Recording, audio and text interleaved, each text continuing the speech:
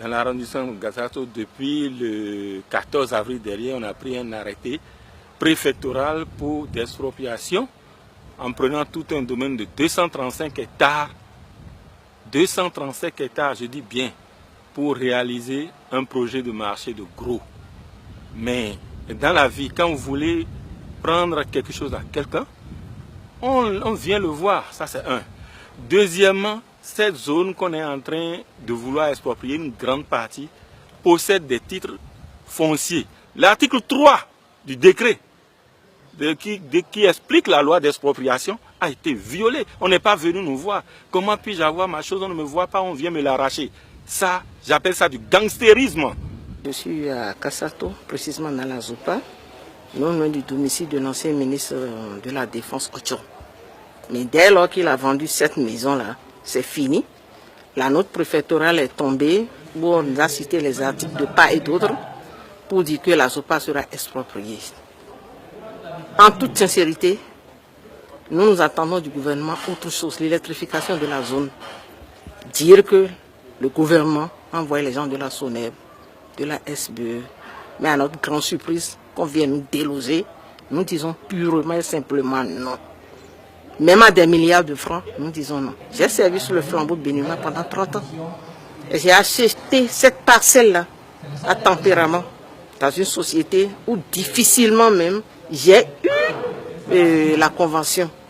Donc me dire aujourd'hui, suite à toutes les formalités possibles imposées par le président gouvernement qui est là, il fut à enregistrement, là, qu'on dise de vider les lieux, je ne pourrais pas vider les lieux.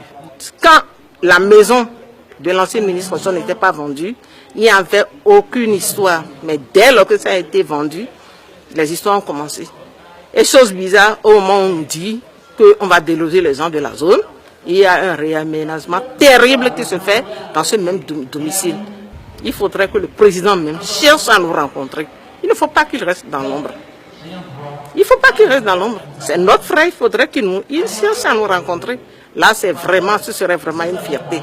Lorsque l'État découvre que sur un domaine donné, il y a des ressources minières que l'État veut exploiter, l'État peut déclarer ce domaine d'utilité publique parce que les ressources qu'on va exploiter va profiter à toute la population au détriment de l'individu qui est installé sur cette parcelle.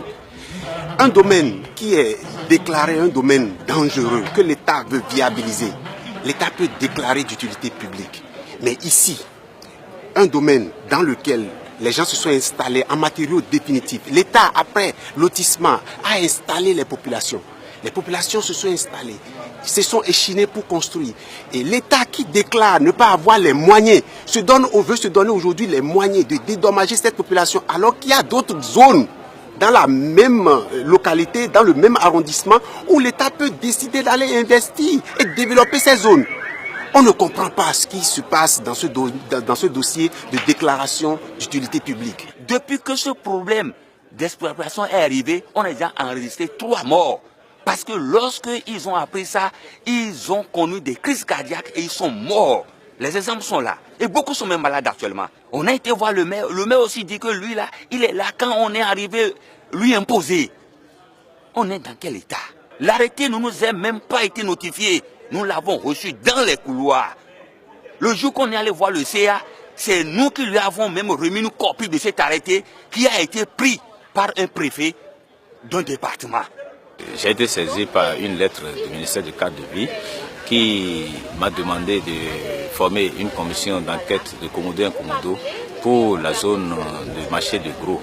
Un projet de gouvernement qui va être mis sur pied ici à Kassato et qui va connaître l'expropriation de propriétaires d'un certain périmètre. Les propriétaires terriens résidents de la localité ont manifesté leur mécontentement.